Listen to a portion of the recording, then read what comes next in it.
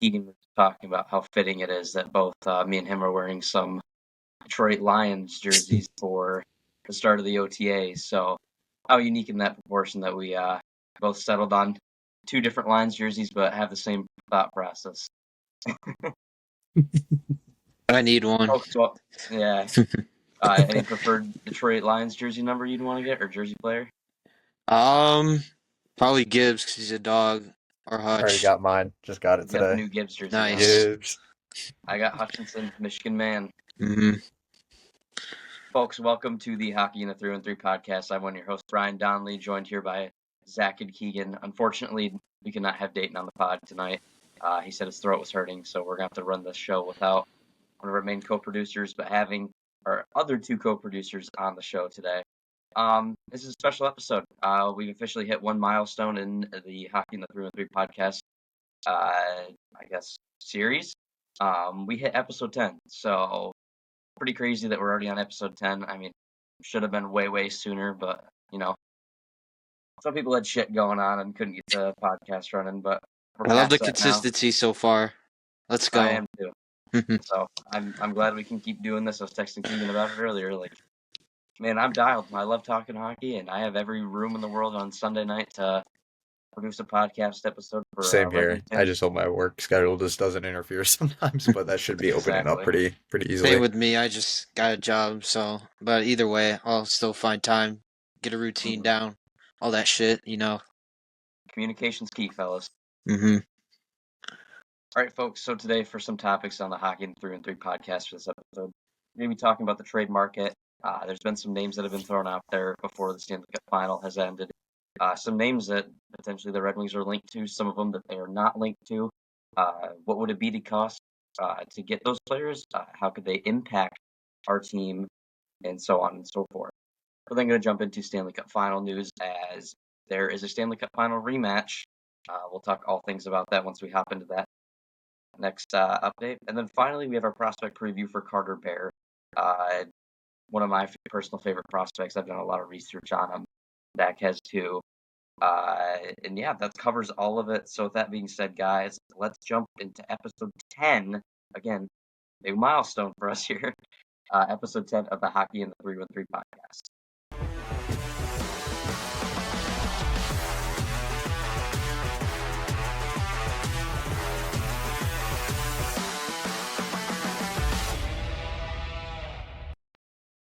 All right, guys. So jumping into the first section for today's episode, let's talk about some trading targets. So there has been some rumors that Buffalo, especially Buffalo, has been looking to move on from some forwards. Two names that I'd like to talk about here. I mean, you could go down the line, the laundry list of players that want out of Buffalo or could be traded. But I think the two that are most, out there right now.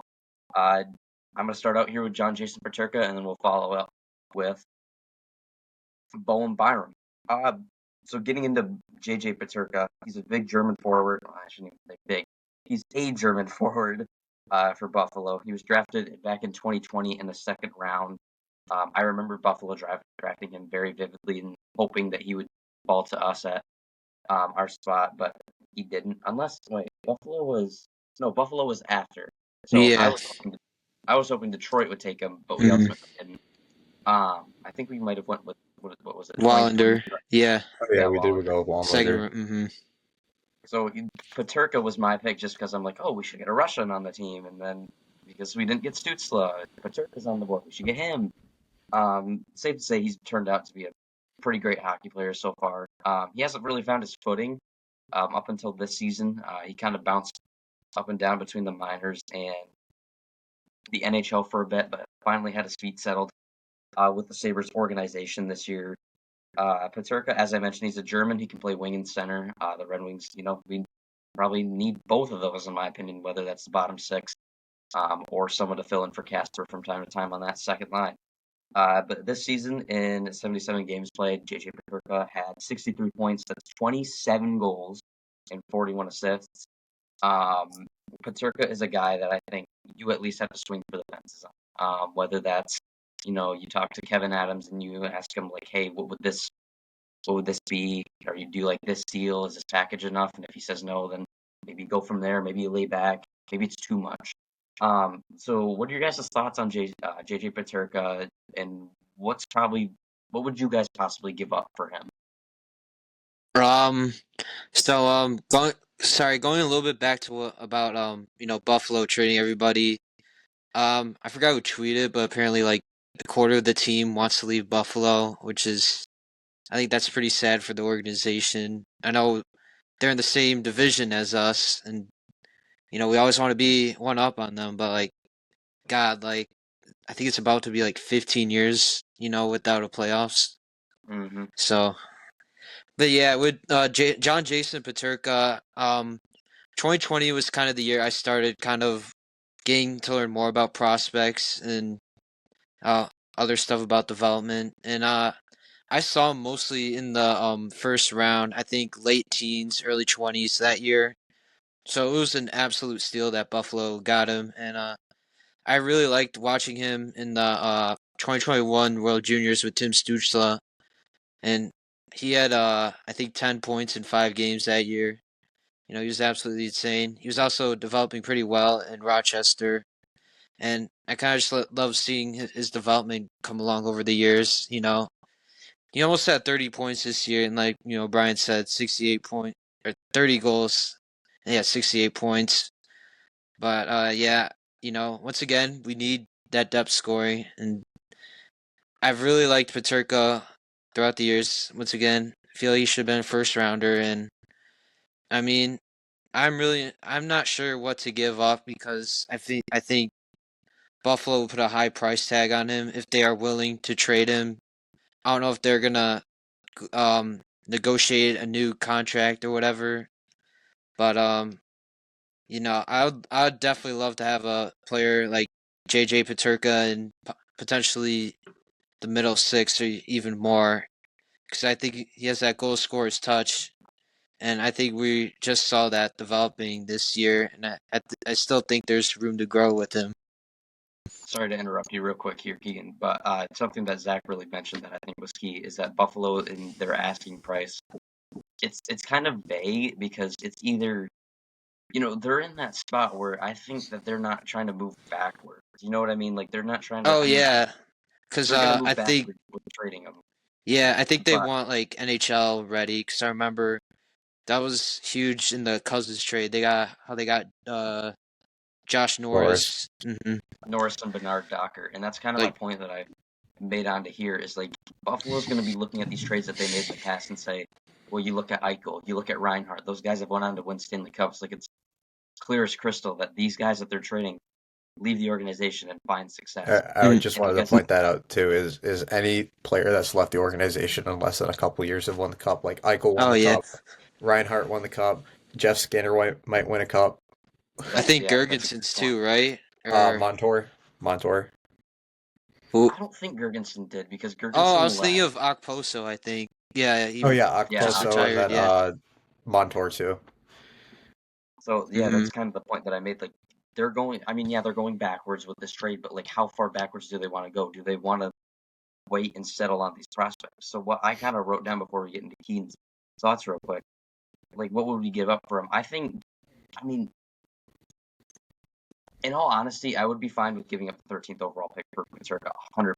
But I think there'd have to be more into that, whether that be, the roster player. I think Michael Rasmussen is a very, very, like, expendable player that you can move to Buffalo. I mean, for God's sakes, we saw them trade I out think Matt Savoy sorry, Brian. I from. think they want to get more physical too. So Right. yeah, I with mean, Rasmussen. that's kind of what my point was going to be. They Oh traded Savoy for McLeod, yeah, so I think Rasmussen could be a fantastic fit for Buffalo if we traded him off. And then I kind of just said like a first, like William Wallander, Michael Rasmussen. That would be the trade package that I would present to Buffalo.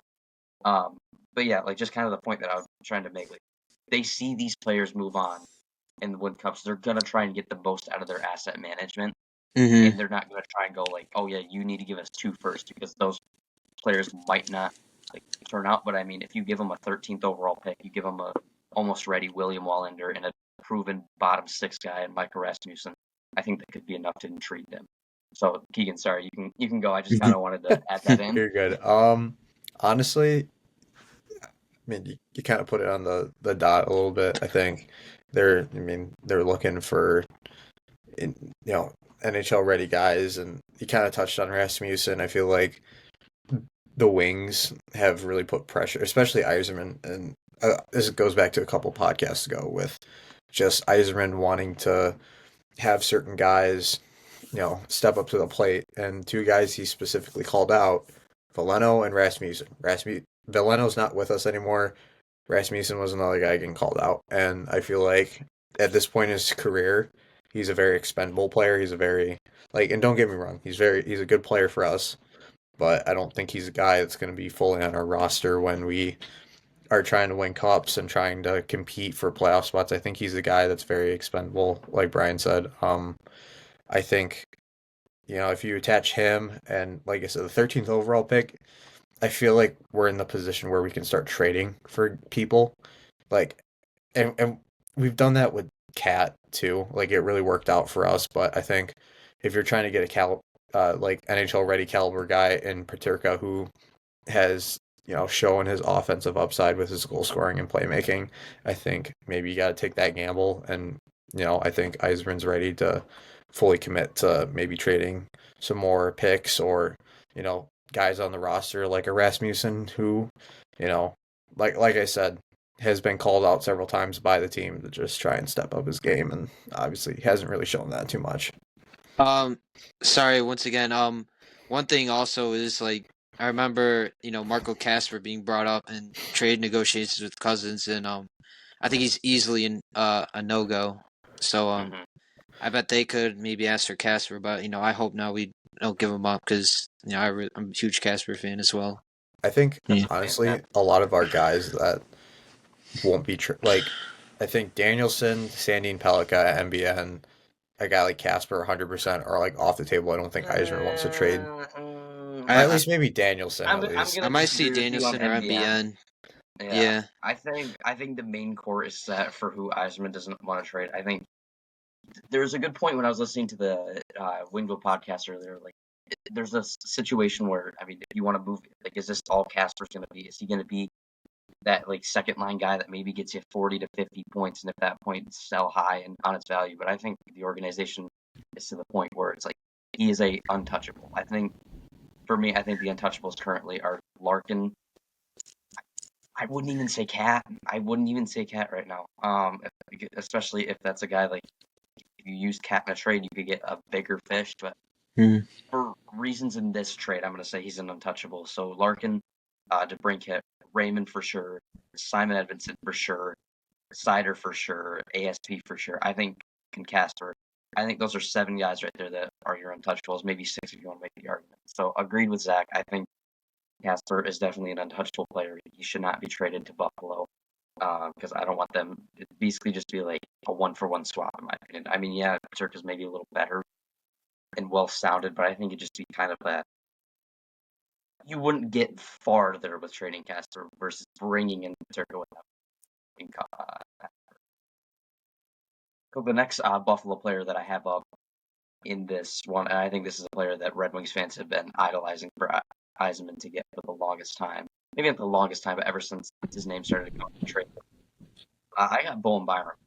Byram will probably settle a need for the Red Wings, and that's that left shot D-man. Byron's still a young guy. He was drafted by Colorado back in 2019. He was traded to Buffalo for Casey Middlestat. That's one of the examples where, he didn't work out, but, stuff happens. Like I said, he's a left shot defenseman. He had 38 points in 82 games last season, 7 goals, 31 assists. Byram's kind of that guy who it just seems like he hasn't found the right system to play in yet. He didn't fit with Colorado. He obviously doesn't fit with Buffalo right now. Could Detroit be that team where if we were to take a swing at him, could he fit in our system? Could he not? This is where I kind of think I was going to relate back to this. So I think the 13th overall pick is definitely in play for a lot of these players that are coming up because it's becoming more and more apparent that we're open to expanding the discussion of this 13th overall pick being traded. Now, the boring result is Yzerman's probably going to use it, but it's always fun to think about, like, maybe moving it. Like Montreal did it with Newhook. They did it with Romanov. So you really never know. But yeah, thoughts on Byram, and again, what are your thoughts on giving up for Byram? What do you think you would go for, especially with Buffalo? Again, they're going to try and get some roster players back. So, yeah. Um, I think Byram, like, it's kind of tough to like gauge what he will be, but he definitely has shown upside in Buffalo, especially with their current situation. But I mean, like you said, just the 13th overall pick, I feel like it's a very up and grab type situation where they got to do something. I think the organization as a whole is looking for a boost. Players are looking for that boost, a guy to get traded here to help the team start winning a little bit more. So I think Byram fits a need, especially on the defensive end of it, where we get a left shot defenseman. He fills in a hole. He can obviously he's been a solid NHLer for his short career, but I think when you look at it, defense is a big need. I think you got to be all over a defenseman, especially if you can't get those high end free agents like Gavrikov or an Ekblad or I forget who else we talked about, Provorov. Mm-hmm. I think you got to be all over that, and you got to look at the RFA market and just see if you can trade for these guys because the biggest thing is you need these high impact guys. You need guys now contributing. You can't just have run of the mill guys like a Justin Hall or a Jeff Petrie. Like you can't have these aging veterans that don't do much. You have to have younger guys who have a little bit more upside. Maybe on the offensive side of it, that's helping us more on five, but also guys who can help us defensively on the penalty kill and just helping create better breakouts and cleaner passes to, break it out and have better goal scoring. So I think that's a big need. And I think he's done a good, he's done a good job with it, especially in the situation with Buffalo where I feel like they play more of a defensive minded game. I think he was very hindered with, Lindy Ruff's system, so I feel like he would fit McClellan's system in the sense of he's able to play offense, but he also wants him to play defensively responsible. So I feel like that worked really well for Byram. I think it just all depends on, what line would he be on? Would he be on the second pairing with a Sherrod or an Edvinson, or would he be on the third pairing with a Gustafson or whoever the hell's going to be on that third line? Yeah. So with Byram, I I watched a lot of Colorado in that playoff run back in 22.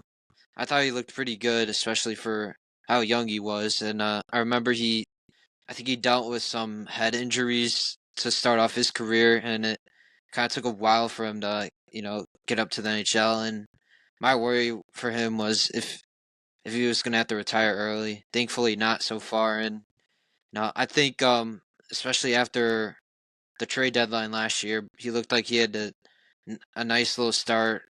Once he got to Buffalo, I think he had a hat trick or maybe like a multi goal game. I think, or I remember he I had like think a he had a lot of multiple points or game. something. Oh yeah, in Buffalo after the trade deadline. So I kind of stopped watching a little bit of him this season. I mean, it was Buffalo, so but Not much a to watch very there. yeah. a very forgettable team. Hmm. Almost as But boring as Carolina. yeah, I kind of peaked a little bit in the second half, and it looked like he was, I guess, finding his stride maybe a little bit. Or I, I'm hoping. I'm just gonna go off a whim and say he had a better second half. I think. 'Cause I always like to look at score sheets in the NHL, and I think I saw him a lot more in the second half. But I mean, ending off with 38 points, I think that's the most he had to end a season. Um, yeah, I'm pretty sure there was. So I think It is. yeah. So there's some room to grow. I think with Byram, I was a huge fan of his defense in Colorado. Maybe I forgot who his D pairing was, but I think it was Johnson. oh um Well, that also I think that also is a reason why they traded for him too, because I think Johnson was oh yeah with Buffalo at the time too, and then he got traded to the Flyers, and then mhm. obviously he's back with Colorado. So maybe there was a connection there, and he felt like, or at least the organization felt like there was a connection there that could work, but just didn't. Yeah. So yeah, that's a nice connection. So I'm gonna have to agree with Keegan. I think maybe the first might be too steep, but I mean, I would like a guy in Byram. He's still young at 23, 6'1", 205 pounds. Uh, I think he can be physical too. I remember briefly in his draft year in 2019, he was kind of that on the Vancouver Giants, and once again, I would like kind of an we need to fix that defense, and I think maybe he can if he could continue to develop, he can kind of be like a needle driver there. Yeah. Okay, that was Bowen Byram. In my opinion, I think, like you said, Zach, I think the first is a little too steep, but I think if you get something in there like, I don't know, second, third, maybe like top prospect, maybe not a top prospect, maybe like a defensive prospect, maybe throw in a guy like Maybe Wallander, Gustafson, or Wallander, maybe yeah. that too. Mhm. Wallander or Gustafson, like just something like that. Just pitch it out. I think, I mean, I don't know. Byram is just, I don't know. We'll see. We'll see what happens. Buffalo may ship him off. Maybe Buffalo may not. We saw like there's trade rumors around the trade deadline, and his name didn't come up at all during the trade deadline. It was Dylan Cousins.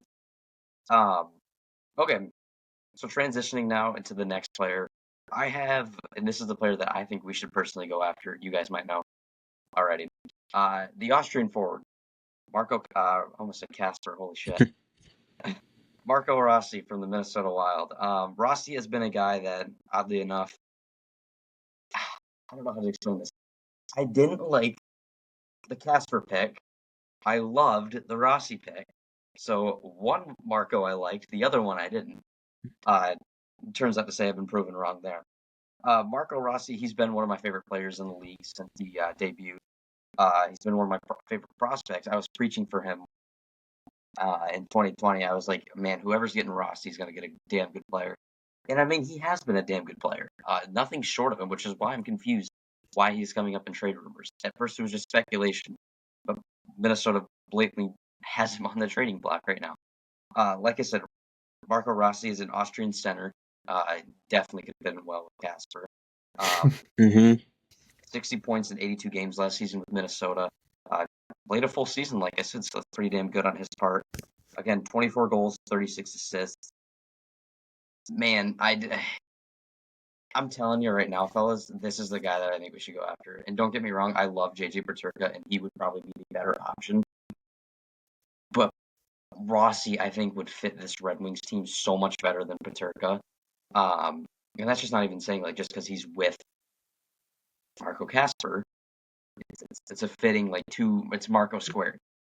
That would be a fun nickname to have for both of them. But yeah, I feel like Marco Rossi would be the guy that I want, but also I feel like he'd be the hardest to get because Minnesota's a playoff team right Yes. now. Mhm. They're not gonna look back and say, oh yeah, we wanted like a first for him, like just get back to first. They're gonna want a roster guy to replace him in the lineup, which is again, I preach this a lot, but the 13th overall pick is going to come into play. And I think two players in the system are expendable for the Red Wings, and that's JT Compher and Michael Rasmussen. So, in honest opinion, fellas, I would overpay for Ross. I think that if this is his floor for Rossi, is a 60-point like middle six guy, I think you should take the risk in it. He's only 23 years old, and I mean, players like this don't come around on the market often, which this could be said about all these young players. Like with the salary cap getting higher and higher, some players aren't going to be taking these risks, and they're going to be like, oh, we can just save the cap for them and like I don't know, like sign them to like a very smaller like AAV deal. Like people aren't going to be as aggressive when the cap's going up. So I think now is the time where you need to take those risks, and Rossi is a key factor in this. In my opinion, I think it's going to sound very boring and very repetitive, but the 13th overall pick, I'd go with. Like, I wouldn't. I don't know what prospect to like pick because Minnesota's pretty heavy on defense. I mean, they could always use like, bottom sixers, but I mean, Brock Faber, Jared Sturgeon, Jonas Brodin, and while those two are getting older, yes, they're still in that prime hockey. I could be missing a couple other defensive prospects, Carson Lambos is one that comes off at the top of my mind, but I don't think he'd be ready in 2 to 3 years. But I mean, you could move Boom. Wallander, you could move Abuya. You Sorry, know what what? were you saying? Sorry to cut you guys off, but they want to get more physical. Screw it. Just give him Brady Cleveland. Sorry, Hunter. Oh my God! Don't torture Hunter like that. I think Hunter would have He a lost heart attack. Wallman. Oh no. He's gonna lose Cleveland. I know for a fact Cleveland is not gonna be on this organization come No. 2 to 3 Yeah, years. yeah. And he's having a shaky career in college so far. I Yeah, think. I think he I transferred again. he did Mhm. because he was at I forgot whatever college he was at, but I Colorado was College. Colorado. Yeah. Yeah, Colorado. I was at a Western Michigan hockey game. Shout out Broncos. Um, but he and they were versing Colorado College. He looked very shaky, and he just the physicality wasn't there, and Yeah. Oh, that sucks because I think he led the NTDP in hits that year. And that's what he's Hmm. known for. well, not even his physicality, just his offense. Sorry, I didn't Oh, mean. yeah. Sorry, He's just known for having a big body, thundering hits, all but that. anyway, uh, do you have anything more to say, Brian? Or Just a little bit more, and then I'll have you guys get into it. okay, But cool, like I cool. said, just the trade package that I think for him would be Rasmussen or a Comfort, a first, and a prospect like that. So we'll see. Like I think this is going to be the hardest one to trade with because Minnesota's going to look to get players now, but we don't have those players. I mean, and the players we do have, we're not trading. So I mean, if they want to get more physical in the bottom six, because I think that that's what they also would like. I mean, you give them a two-way guy like Rasmussen and Comfort, but yeah, like I said, Rossi's probably my favorite guy out of this bunch that I think the Red Wings should at least swing for the fences for. It's the same thing with Paterka. I think two guys, but I would prefer Marco Rossi a lot more just because I think this is his floor, and I think he would thrive in the wing system. So Marco Rossi, guys, thoughts on him? What would you give up for him? I mean, Oh, sorry. go ahead, man. Yeah, whatever. So yeah, once again, kind of what Brian said earlier, in the 2020 draft, I either wanted Rossi, Raymond, or Perfetti. So I thought it That was was, my exact list. yeah, I thought it was completely out of nowhere that he dropped to 10 to Minnesota that year. And it was interesting that his teammate Jack Quinn got drafted by Buffalo first, I think at 8 or 9, either that. But he dominated Ottawa 67s that year. You know, I completely forgot he was like 5'9" too.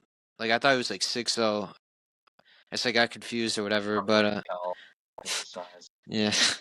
Once again with Rossi, he kind of has an interesting story. In the 2021 World Juniors, he kind of struggled with play, and that was because he was dealing with COVID effects, and it was, I think, once dangerous. I think it was like a heart problem, I think, in there, Yeah, and he then had a decent season in the AHL, played a couple of games next season with the Wild. Then once again, he dominated again in the AHL. I think played almost 20 games. But only got 1 point. I mean, I was still believing in him because I like him. And then I really liked his 2024 season where he had 40 points. I thought it was a great step for him, after what he's gone through. And I thought this was basically his first full season, even though I don't think he counted as a rookie. And then next season, this season, or the past season, he had 60 points in 82 games as I think he was in the middle six for the Wild, which I think was pretty good. And I thought Rossi was pretty damn good this season. I mean, he kind of killed us in that one game. I Oh remember, my God, the infamous goal. Oh yeah, that God, so fluke. bad. It was a fluke goal, but And then in the playoffs, he mostly served as a fourth line role and got 3 points in 6 games. So, but I know this is a Wings cast, but I think the Wild are pretty. Like, I don't know why in the hell they're gonna trade Rossi, because so stupid. I think should be part of their core. Like, he got Boldy, but apparently I think Guerin wants to get more physical because they recently kind of drafted a guy like Charlie Stramel not too long ago, and I forgot who else they drafted recently on the top of my head, but Or yeah. So I don't know if Shit. it's a contract dispute because I think he's worth $7 million, and I think that's the right around the AAV I would pay him. And I would too. I think it's yeah, no hesitation to pay him. and also they traded away Marat who's Nadinov, who I really like for his defensive capabilities for like I think it was Brazo this past deadline to Boston, so I think that was pretty confusing trade to give up a young guy for uh like a dirty, gritty Big bottom two-way or bottom bottom six contributor yeah, that bottom can six get a big break. scorer. And also I think Philly was rumored to trade for Rossi, and it was going to be like one of their first and Morgan Frost. And I mean, I would have done that if I was Briere. I don't know what he's Yeah. cooking. I like what Philly's cooking. But yeah, once again, either way, I like what Brian said. Maybe if Minnesota's willing to get like a JT Comfer and Rasmussen, and at first I would probably 100% do it. Like if it's a young prospect, I'm a little bit iffy on because I don't know. I still like to keep a Danielson or Brandstad Nygaard, but I mean, once again, I really like Casper or Rossi. And, I'm getting maybe we confused with put maybe we Oster. yeah, and you know, we can have like a center, potentially a center duo of Rossi and Casper. I don't know how that would work, but I mean, So damn good. That'd be yeah. so damn good, man. I also really like Marco Casper for his smarts as well. And once again, I'd definitely like a player, Rossi, and give him like 7 mil AAV. Zach, a couple guys that when you mentioned Charlie Stramel, I kind of looked at this, and there's two guys that are apparent to me that kind of fit that mold of physical: Riley Height and Ryder Ritchie. Ritchie was drafted in 2024, and Yeah, then Height was drafted right after Charlie Stramel. I think they're those are the pretty two. like small guys, I think. Come to think of it, Yeah, but skill, yeah. Height was always like I feel like when I watched his film, he was kind of like a pest. I thought like beforehand, because I was watching some like 2020 or sorry 2022 after that draft. I was looking at some prospects. He was actually mocked to be a first round pick, like at the early stages of it. So he felt Yeah, like like sorry, literally, if you like switched the picks with Height and Stramel, I think I would have been okay with it in 2023 mm, for them. mm. All right, Keegan, you can go now. All right. All right. So it's an interesting situation because I think Bill Guerin, like you said, just really wants to get more physical. Really wants to, I think, also really utilize the cap to try and go after maybe a big free agent. I know they've been linked to Brock Nelson before. That's a pretty big name. Oh yeah. Mm-hmm. Forgot about that. But I think too maybe they might go after a guy like Brock Besser, the hometown guy. Um, they're gonna try and utilize whatever cap space they have, and I think for Rossi, it's in a weird position because he's played a lot with Kaprizov too. So maybe they're saying, hey, maybe no, I don't think it's sorry, bad wording. He played a lot with Kaprizov in the beginning of the season, and then during the playoffs, it was a really weird situation because he was playing like second, first line minutes, and then he got dropped down to third, fourth line, and he just Mm-hmm. wasn't being utilized for the most part. And I think it was very strange, especially for how productive he was in the season as a whole. So I think he's frustrated with his situation just on the ice, maybe not getting the minutes that he wants. And then I think Garrett wants him under a certain amount for money because they want to utilize that cap space. And I think because I mean obviously the Suter and Parise buyouts are coming off the books, so that's a huge thing for them. And I think I feel if they specifically want to get physical, I think Rasmussen fits that. I know Mm-hmm. we mentioned it before. I think he's a very expendable player, especially with him being called out after the Lalonde was fired, and then Comfer. It was a really weird signing for the most part. I think The only it reason was why a I think we signing signed to. Comper was just because he was a Michigan alum, and you know how Steve is about his Wolverine alums. Mm-hmm. I was pretty But alright with the Comfort deal at the I time, and I thought he had a good first year, and last season is all like I remember seeing a stat where he's like basically doing cardio. Yeah. Oh Like god. I think this team changed identities a little bit mid-season, and I think you look at who are you utilizing a little bit more. We're utilizing maybe Andrew Kopp a little bit more than JT Confer, and I don't think Confer did much in the sense of like he wasn't. Yeah, he had that one shot on net where it was a wide open net in Montreal, Oh yeah, and on his and and, birthday, and he and he I think. and he Yeah. missed it wide open. Like that game would have helped us so much in the standings and Mm. Bro choked it. So I think, but I think if he's looking for a change of scenery, I feel like Minnesota would be a good fit. I think he'd be surrounded by a good cast of players, and obviously if they're gonna go after a guy like Brock Nelson or a Brock Besser, I feel like that fits a mold of like surrounding a good center with some guys, and he can obviously play the wing as well. But I think you know, big thing is what are you willing to give up prospect wise or pick wise. Obviously 13th overall pick, that's been a huge discussion.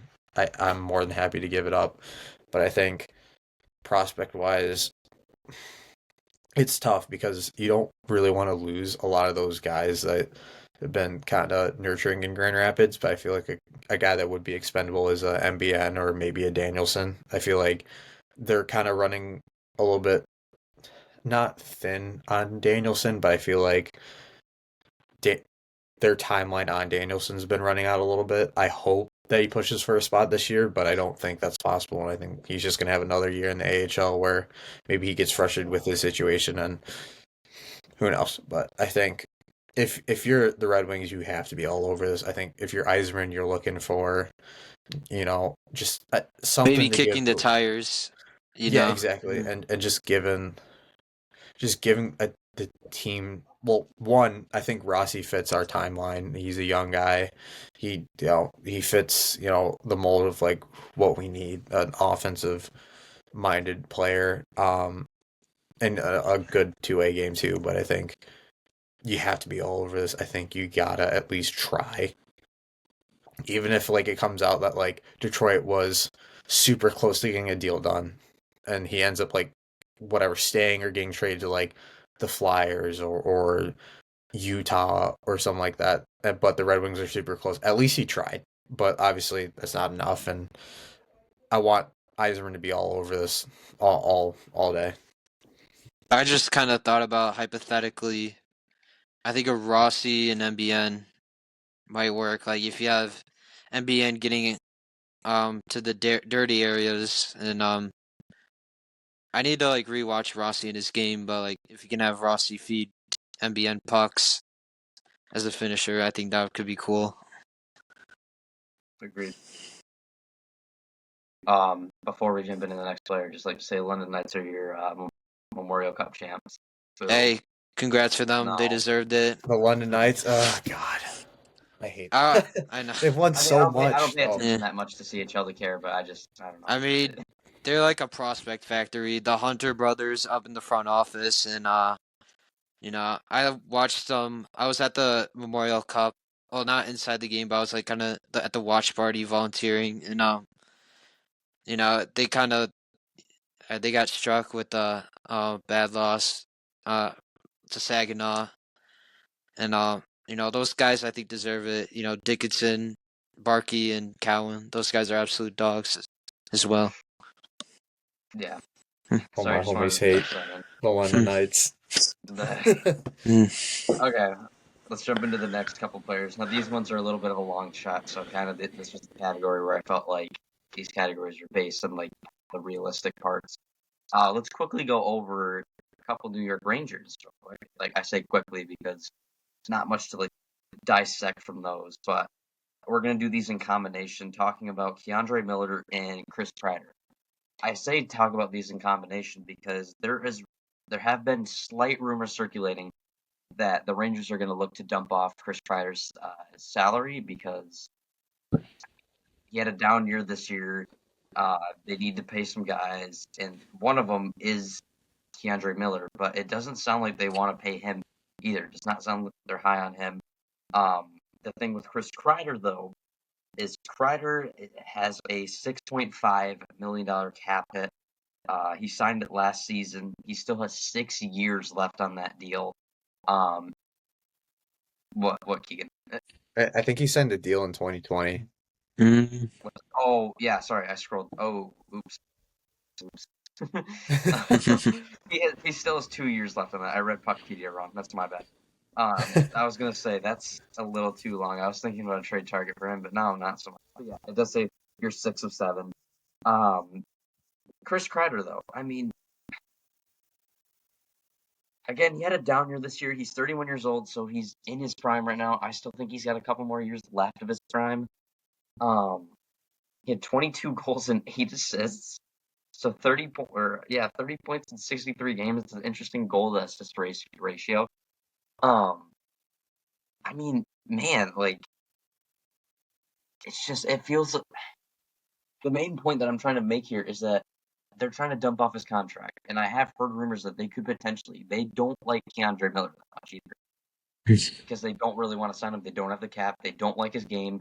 He hasn't looked good in the Rangers system. But Keandre Miller, like, what was he, 2018 draft pick, I think. Hmm. He had. Let me scroll to his point totals real quick. Um, yeah, in 74 games, he had 27 points. I mean, it's stable defensive numbers. He went from 20 to 43 to 30, and then this season 27. I put these two in the same category because there could be a reality where they dump Chris Kreider's contract with Keandre Miller, or if not, at the very least, they're both separate. So, I mean, in my opinion, I don't think Chris Kreider's going to be that much. They're open and willing to say that they're willing to move him out. I think if they attach a pick to him, or if we have to give up under a third-round pick, I'd be more than willing to do that. But for Keandre Miller, I think that he's a guy that still has a lot of untapped potential. He's a little bit on the older side for young guys, but what is he? 25, I think.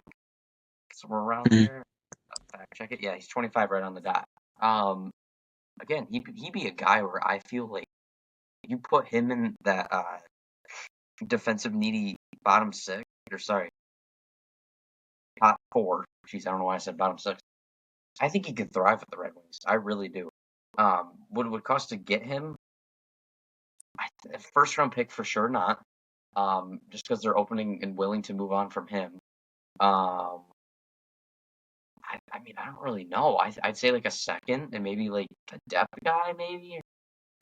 This is why I didn't really want to focus too much on these players because these are very very big wild cards.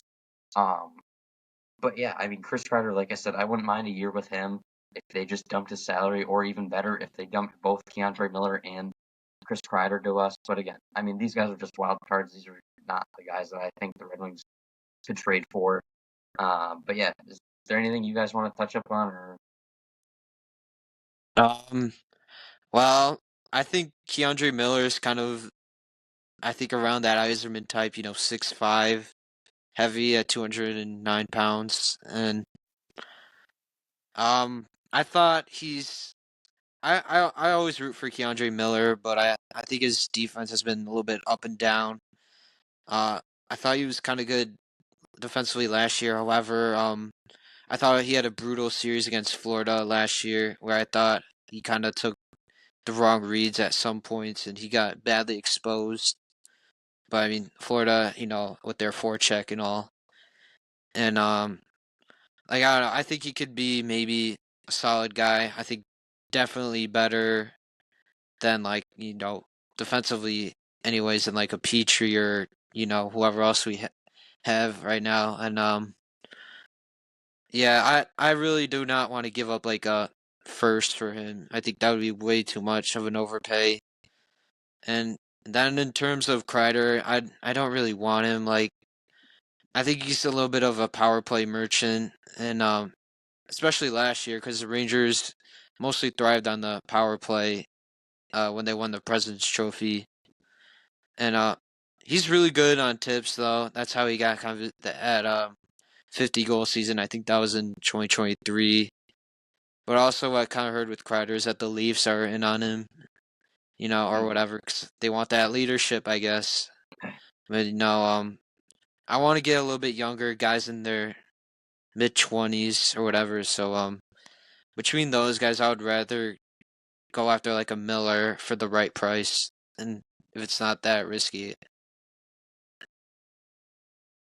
I can agree with that. I feel like I don't really want Kreider for his age and that contract. I feel like it just doesn't fit the timeline. I feel like it'd just be another like Andrew Cott deal. I don't think, like I said, I just don't think it fits the timeline. I think he's too old for what we're looking for. Maybe on a contending team that's looking to bolster their depth and maybe get a guy Like a cup. Toronto. Maybe it works. Yeah, pretty much Toronto. Yeah, But sounds very familiar. but Keandre Miller, I'm not really sold on the idea. Like I understand maybe the height, but his defense has just gone down every single year, like Zach said, and I think for what we're trying to build here, I think we're trying to get more guys that are defensively responsible, and I don't think. Well, for one, he's had what, three head coaches because he had uh Quinn, Quinn, uh, Gallant, Laviolette. and yeah, then Laviolette. Laviolette. So I mean, all of them have such different systems, and you never know. Maybe a guy kind of takes a step back with whatever. But I just feel like how they're utilizing him, it just seems like he'd go to a rebuilding team and kind of help them out a little bit. But I feel like the Wings are in a spot where maybe you go after a little bit more high ender guy. Maybe don't really take too big of a risk on a guy like Miller. I think, and that's not disclosing him. He's a good player, but I feel like they're the size I can understand, but I just don't. I think analytically and just what they're looking for, I don't think he just fits that mold. Mm-hmm. Agreed. Yeah, I mean, again, those guys are just wild cards in case something happens. I mean, me personally, I'd be fine with Chris Kreider in the bottom six for another year. That wouldn't really bother me too much, but I think it's clear that he's definitely not going to be a guy that we're going to make a priority to get to.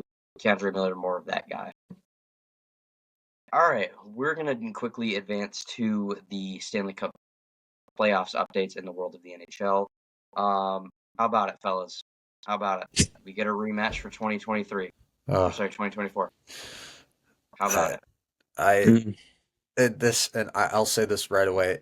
This feels like the Red Wings and Penguins from '08 and '09. Yeah, It just has that weird tension. And then I want to preface to it, McDavid could do something that obviously only two players have done. Wayne Gretzky and Sidney Crosby. Wayne Gretzky lost his first Stanley Cup final, and then obviously the year after came back and won it. Sidney Crosby lost in '08 to the Red Wings, our last cup, and then the year afterwards came back against the same team and won. So I think it it feels like the Oilers are the team of destiny. It just feels like it just because you have that whole McDavid storyline, and obviously the Oilers are healthy, and I think Stuart Skinner finally learned how to play goaltending yeah, finally. But I mean, you look at the Panthers too. Look at what they've done. They retooled. They got Seth Jones. I think that solves a little bit of an issue for them. I feel like they chose Seth Jones over Ekblad, so maybe uh, his fate has been a little bit sealed. And getting a guy like Brad Marchand, who is notorious for being an amazing playoff performer, really showed up against that Toronto series and still haunts them to this day. But it it's weird because I'm really excited to watch it, but I'm also really nervous because I really like rooting for the Panthers. But I it's tough because I don't really care who wins for the most part. But I think you look at the difference between these two teams.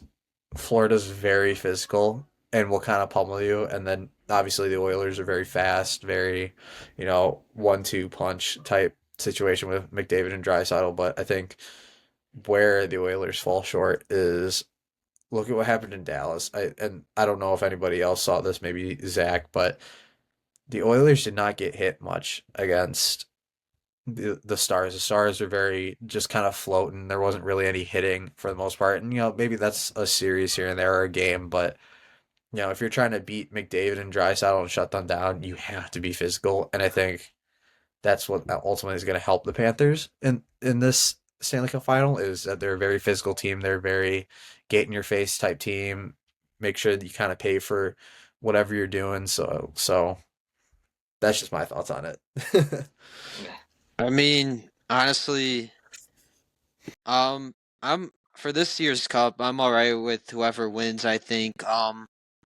I rewatched the Amazon series inside the NHL, and you know, it was just I thought they captured it right to see how both sides reacted to that cup loss. You had Zach Hyman saying, "Don't worry, boys, we're going to be here next year." Hey, now That look kind at them of now. And it was great to see the Kachucks, Matthew, or with uh why did I forget? Skinner, No, the dad's name of Kachuk. Oh my god, Keith. Keith, Keith. Yeah, I was about to call him Walt. That's his nickname, Big the Walt. But Waltz, yeah. Big Waltz. But yeah, it was a nice moment to see the Kachucks. They finally got their name on the Stanley Cup. But yeah, I'm I would really love to see the Oilers though. But Jake once Wallman. again, it's the narratives. And yeah, even though I'm okay with both sides winning, I'm a little bit towards the Oilers because So am I.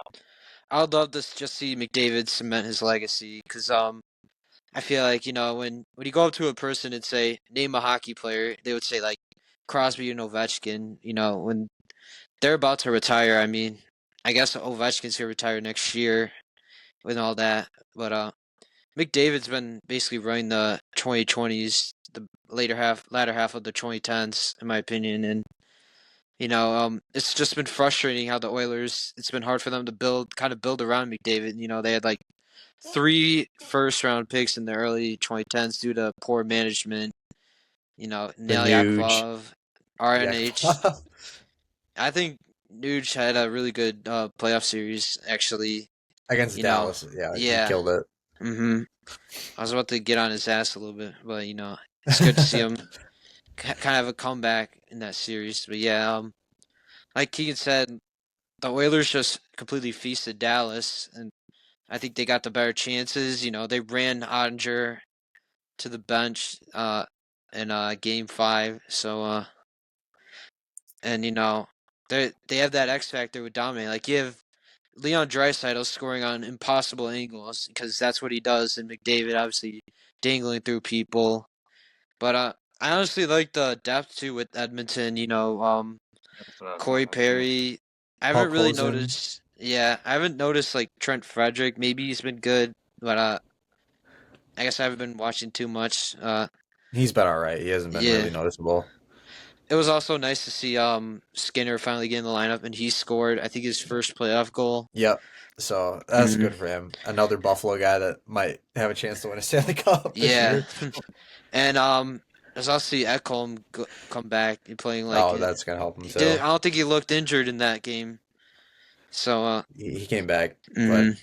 for me, I gotta go Panthers. I think just the way that Edmonton plays, it's very fast, but I think the physicality of the Panthers is gonna wear and tear on them a little Mhm. bit. I think it's gonna go 7 games. I don't think it doesn't go any other games but Game 7 and ab- absolute cinema. I'm not complaining Mhm. one bit, but I think just physicality wise, you look at goaltending wise, I think Stuart Skinner got hot at the right time, but Yeah, you look and at playoffs, sorry, Sergei he's usually Bobrovsky. like really good against Dallas. I think he had like a 17 goals saved above expected against Yeah, Dallas in the playoffs. Something ridiculous. but I mean, you look at playoffs, Sergei Bobrovsky. Yeah. How awesome Uh, he's been, and they got and Panthers do one of the most underrated players in Shasha Barkov. hmm I think he's really cementing his legacy too, and they got amazing depth with that third line of Marchand and Lundell, and then they rotate a lot of their guys too. So I know they got Boquist kind of coming in, they got hmm Greer, and then that defense too is really been popping off so far too. Like Seth Jones has had a really great playoff series, and um, Ekblad, he's Ekblad, but I'd like to finish things off by kind of just saying, like, I know you're not really too high on Aaron Ekblad, but personally, I would be okay with us signing him at the right price. Mhm. He's kind of a Detroit native, whether you want to say that. He's from I Windsor. mean, He's kind of he's yeah. from Windsor. He's basically from I, Detroit. I would I would argue anything on that like end of Windsor and just a little bit up is kind of Detroit territory. But Yeah, yeah, I guess they're Wings fans. Just ask Thresh Gaming. I saw him at yeah, a Red Wings game once. you guys make all damn good points. I think this is a series where, in my opinion, I think this was the best case scenario for the playoffs. Sorry, I'm just hoping 6 or 7 games because round 2 and 3 have been lackluster. I'm hoping for physical bad blood, all that stuff. Hopefully in the cup final, get more viewers. Agreed. And like I think the one thing that I want to finish off by saying is just, man, Edmonton has the best chance to do it. I think last year you looked at Florida's team and you're like, yeah, this team should do it.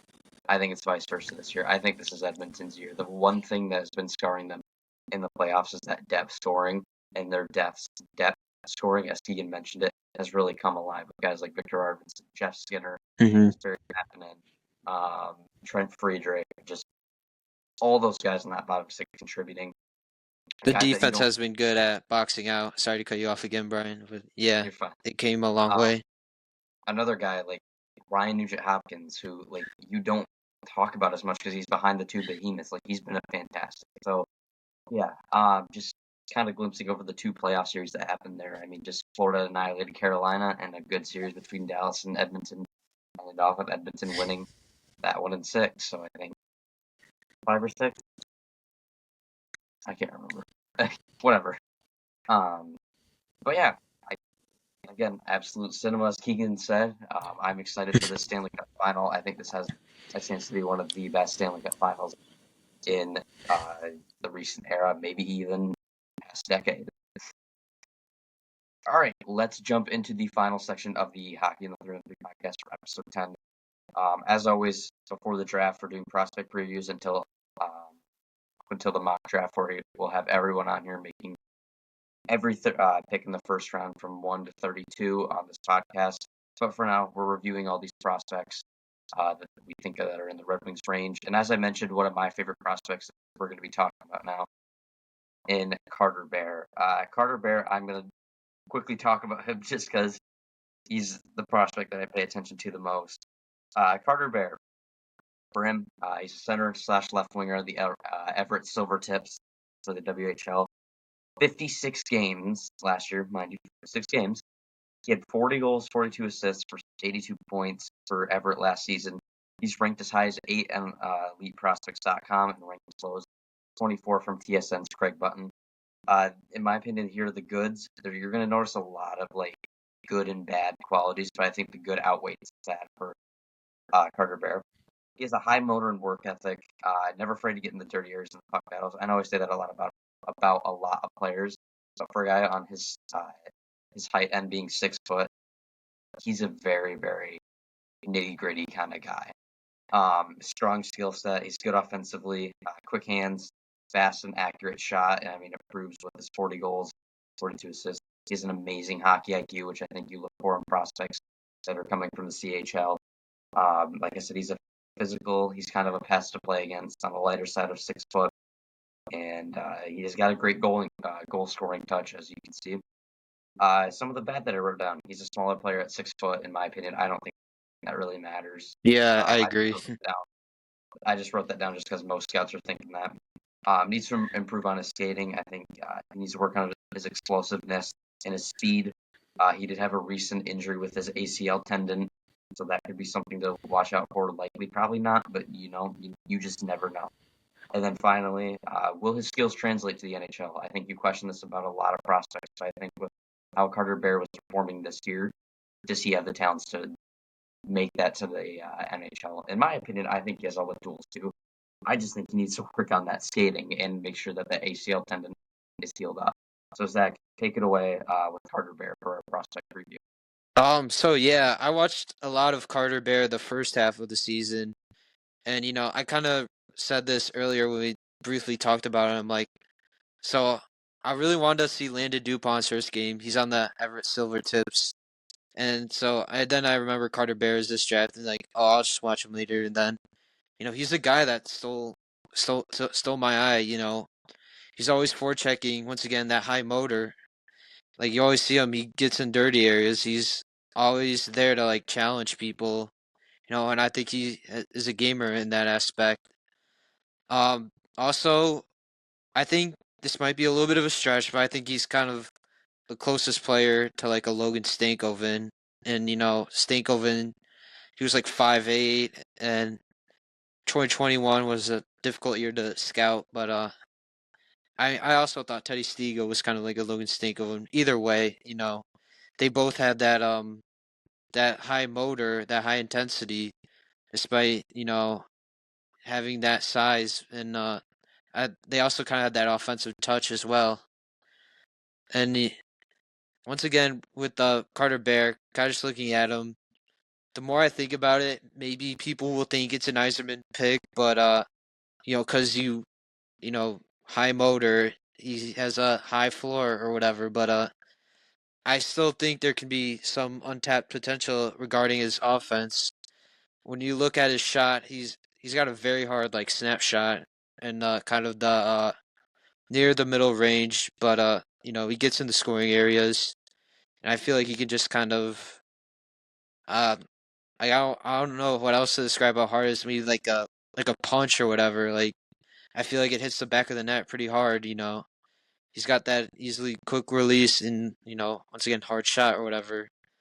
I feel like he's been getting a little bit better in regards to his passing. Like I remember timing was a bit of an issue at the beginning of the year, but I've seen him now make some nice tosser passes, through those passing lanes to his teammates, and a little bit of the give and go kinda. But I like his role in when he's kind of that distributor and kind of off the rush. I've also seen him kind of corral difficult passes where you kind of have to stretch out and you know still get the puck. You got to have the possession, to get through the ozone. So yeah, in that aspect or whatever.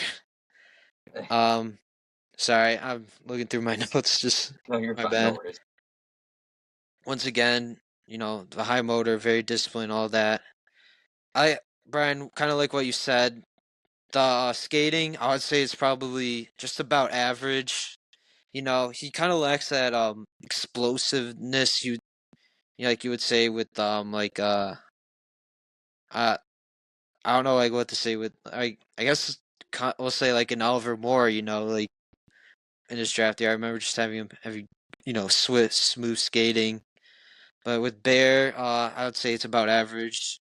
I'd like to see him maybe get a little bit more of a faster foot speed, and I think that could be potentially because he's gassed most of the time when he's always attacking. Once again, players with the puck and all that. So and it might be a little bit hard because he had that lacerated Achilles. But the good news is what I've heard. I think about a week ago, Cam Robinson said uh he's gonna be healthy and he's gonna play at the summer showcase in Minnesota. I think in early August, Mhm. and so I hope it'll be nice to see like a guy like Bear in the international setting because I really want to see more of him at the top prospects game, but sadly I think he was sick and he was out the first game, and I think the second game he was a little bit off or whatever. But yeah, once again, I think Bear's an absolute gamer with the high motor, the pressure. I said earlier too, he gets in dirty areas and attacks the triangle, get physical and all that up in your face a little bit. And I think people are a little bit down on his offense. I originally was gonna have him kind of at the lower in my top 10. I would say as of right now he's probably in the my top 15. Maybe I push him up to 10. Maybe I'll watch more tape of him kind of through what he was going through before his injury, because once again his points dropped. And but yeah, I think he's kind of a quote unquote Iserman pick, but with more offense, I think, with the shot. And quickly, I forgot to mention a little bit of his skill too. I'd say it's once again about average. He doesn't like once again that dynamicism doesn't really come to his skill. I'd say once again average, but when he's like one on one or alone with the goalie, he can really shine and like kind of draw defenders off. And once again with the goalie, he can make a quick move to the net and easily score. So I think a team that could be in on him, maybe Pittsburgh once again, but if Eklund's there, they'll probably draft him or whatever. Mm-hmm. I know that once again, the Habs fans really want him because you know if teams are scared of his Achilles injury, they can can deter him off, and like a team like Montreal, they already have enough prospects. They can just screw and take a risk. So I would love to take a chance on a Carter Bear, and once again, once when we saw we were like 13, Carter Bear was one of like the first guys in my mind where I'd like to draft him. Agreed. You made a lot of valid points with the teams in front of him willing to take a risk. I think that's the kind of thing that's standing between us getting a good prospect and us kind of just taking best player available. Mm-hmm. I think in that instance, you have a team like Buffalo, you have a team like Pittsburgh, you have a team like the Rangers in front of us. Buffalo, you're going to see them take a whole lot of rest. They don't really give a shit. Oh They're going to yeah, take the far best player available. Pittsburgh, same deal. They're going to do anything that they can Kyle to keep Dubas is weird like that, and Wes Clark, Mhm. their director of scouting. The Rangers aren't going to be here next year in the draft lottery. At least we Mhm. hope. So they're going to take a guy that's definitely high floor. But if he falls to the Detroit Red Wings at 13, I think it's a run up the board. And that's not even me being biased. That's you see him on the board, you take that and run with it. Yeah, easily, unless like an Eklund is there or whatever. Right. And Eklund and Bear would probably be my 1 and 2 for yeah, who we want to definitely. draft. I think teams are gonna go big, like Boston, definitely a Boston or a Philly. I know Boston or Philly. I forgot. I think I think mostly Boston would want a big center, so like Roger McQueen or whatever. And I could see the Rangers taking a risk on Aitchison, even though I kind of wouldn't mind him. Once again, I've watched a little more about him, but yeah, I could definitely see him being available. So Zach, who would you? I know you hate doing player comparisons, but who would be a good player that you would represent for Carter Bear? I am really bad at player comparisons. I'm so sorry. No, you're fine. I could quickly look this up and see if you agree with it. Once again, I think he could be. He's got that B game, the motor. So I think he would be fit perfectly in a middle six role, possibly scoring if he can develop more of that offense, and if he kind of gets better at hands, like uh maybe tries to become a little bit more dynamic with his hands or whatever, he can provide a little offense. I looked this up and I think this screams this player. There's two players that are on this list: Zach Hyman and Brendan Gallagher. I think that's a perfect I can representation. definitely see Brendan Gallagher. Yeah, Yeah, agreed. maybe Hyman. Yeah, I think Hyman. Yeah, I What forgot about his motor, but he right? could definitely score goals. Mm-hmm. That's what they mentioned with Hyman. They mentioned Hyman's unmatched motor and dedication to the effort. And then Gallagher's pretty two-way style and the willingness to battle.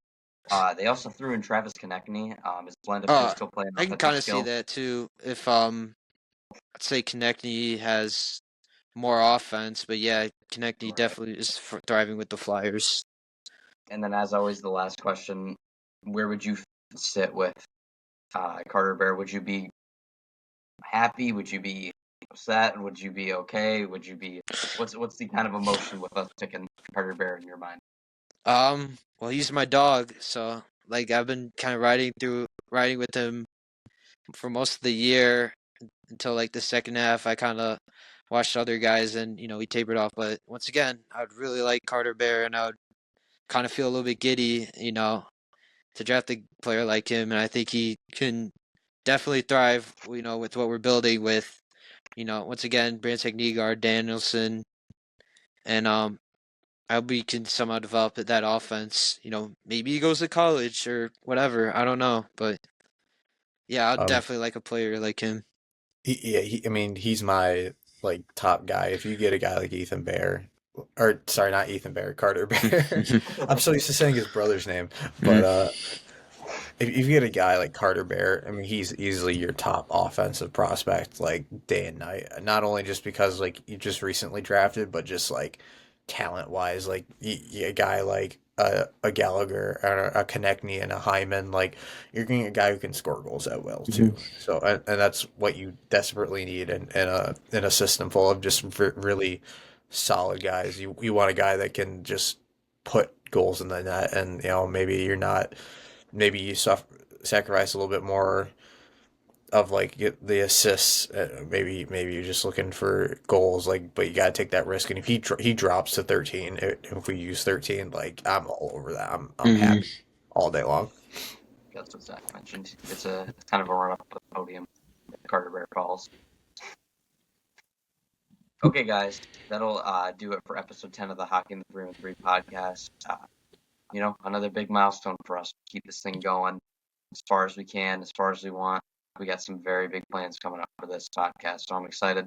We're kind of in that stalemate of pulling content, but once the draft comes around, once free agency starts, it's gonna be picking this shit back up, fellas. So We Hell yeah. appreciate the followers or whatever, Wings fans, whatever, and I'm gonna selfishly advertise myself. I got big plans on my prospect page as soon watch out as the for draft Zach's comes out. next gen prospects to be collab with us. We'll have a lot of stuff for that. Also, big shout out to Keegan making those clips for us to post on TikTok, YouTube, and Instagram. That'll help us out a Big ton for help. our. So Mhm. props to Love Keegan doing for it. that. So Okay, guys. So that'll do it for episode 10 of the Hockey the 3 and 3 podcast. Once again, I'm one of your hosts, Brian Donnelly, joined by Zach and Keegan. And that being said, guys, we'll see you in the next one. And of course, let's go Red Wings, fellas. Hell yeah.